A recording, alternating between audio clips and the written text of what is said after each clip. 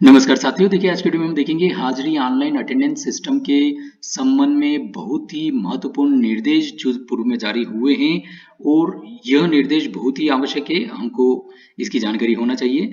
जैसे कि यहाँ पर बताया हुआ है, इसके बारे में बेसिक डिटेल बताई हुई है, सभी कुछ जानकारी यहाँ पर। अब जो हाजिरी ऑनलाइन अटेंडेंस सिस्टम है उसका उद्देश्य क्या है, ये हम यहाँ पर देखते हैं। वीडियो ज़्यादा बड़ा नहीं हो, हम इसको जल्दी से देखते हैं। तो देखिए यहाँ पर जैसे कि बताया हुआ है कि उद्देश्य क्या है इसका, तो छात्रों की दैनिक उपस्थिति हेतु सिस्टम विकसित कर छात्रों की औसत उपस्थिति सुनिश्चित करते हुए गुणवत्ता युक्त शिक्षा को प्रभावी बनाना, कमजोर उपस्थिति वाले छात्रों की जानकारी एकत्रित कर कारणों का अध्ययन करते हुए युक्त समाधान तैयार करना, मॉनिटरिंग तंत्र को प्रभावी एवं उत्तरदायी बनाना। इसी प्रकार से की प्रक्रिया क्या रहेगी, तो प्रक्रिया के लिए हमने इसका पूर्व में भी वीडियो बनाए हैं, उसमें हमने देखा कि इस प्रकार से हम ये सब कार्य कर सकते हैं। लेकिन यहाँ पर देखिए बताया हुआ है कि विभाग द्वारा हाजिरी ऑनलाइन अटेंडेंस सिस्टम के लिए मोबाइल ऐप तैयार किया गया है, सभी को पता है।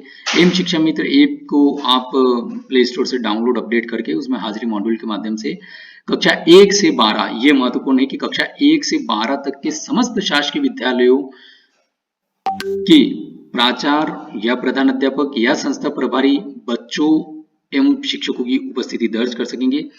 उस स्कूल में पदस्थ शिक्षकों, प्रधान अध्यापक एवं प्राचार्य की जानकारी HRMIS से उपलब्ध होगी। तो ये हमको जानकारी में होना चाहिए, क्योंकि बहुत से स्कूलों की इस प्रकार की जो है बातें आती है कि उनके यहाँ पर कोई शिक्षक ट्रांसफर हो चुके हैं लेकिन उनके डाटा इसमें प्रदर्शित नहीं हो रहा है अटेंडेंस के लिए, या कोई ऐसे शिक्षक प्रदर्शित हो रहे हैं जो उनके यहाँ पर अभी वर्तमान में नहीं है।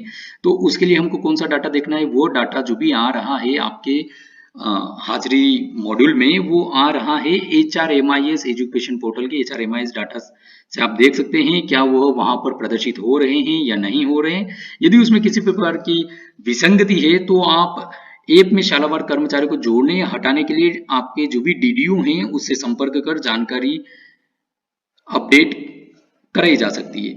इसी प्रकार से एक और महत्वपूर्ण बात है, जैसे कि आप सभी को पता है कि आजकल वर्तमान में सभी शाला जो है हाजिरी दर्ज कर रहे हैं कि प्रदेश में दूरस्थ क्षेत्रों में सामान्यतः मोबाइल नेटवर्क की उपलब्धता नहीं होने के कारण मोबाइल ऐप को इस तरह से डिजाइन किया गया है जिससे इसे ऑफलाइन उपयोग किया जा सके।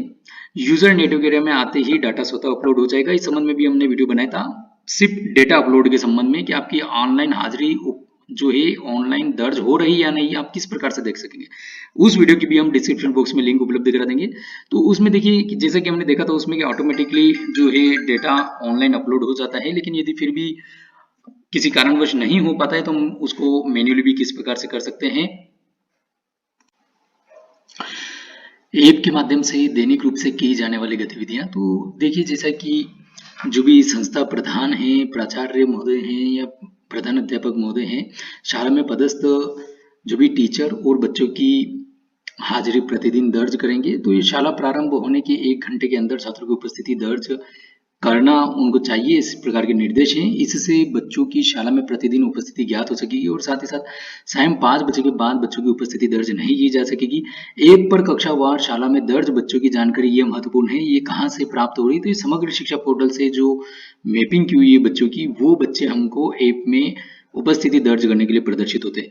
तो यदि कोई बच्चा वहां पर प्रदर्शित नहीं हो रहा है तो आप मैपिंग चेक कर सकते हैं आपकी शाला में, कक्षा में, कि उस बच्चे की मैपिंग है या नहीं।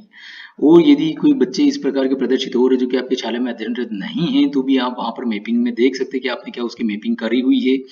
तो ये डाटा हमको जो है समग्र शिक्षा पोर्टल पर मैपिंग से प्राप्त होगा। अब इसी प्रकार से जो ऐप की उपयोगिता है वो यहाँ पर बताई हुई है। साथ ही साथ देखिए एक और महत्वपूर्ण बात यहाँ पर यह भी बताई हुई है कि दैनिक उपस्थिति के आधार पर मध्याह्न भोजन योजना की भी प्रभावी मॉनिटरिंग की जा सकेगी। तो ये भी महत्वपूर्ण जानकारी है हमारे लिए। तो इस प्रकार से कक्षा 1 से 12 तक के समस्त शासकीय विद्यालयों के द्वारा जो ये उपस्थिति दर्ज की जाना है, और साथ ही साथ ये लेटर भी हम आपको बता देते हैं कब जारी हुआ है, इसका क्या नंबर है। तो ये देखिए यहाँ पर ये लेटर स्कूल शिक्षा विभाग द्वारा जारी किया गया है और यह इस दिनांक का, इस क्रमांक का है। तो साथियों इस प्रकार से अटेंडेंस सिस्टम से संबंधित जो भी ये भी नई नई उसमें जो जो फीचर आ रहे हैं उन सभी से संबंधित वीडियो हम समय समय पर आपके लिए उपलब्ध कराते हैं। तो हम उन सभी की डिस्क्रिप्शन बॉक्स में आपको लिंक भी उपलब्ध करा देंगे, आप जाकर के वहाँ से भी उसको देख सकते हैं।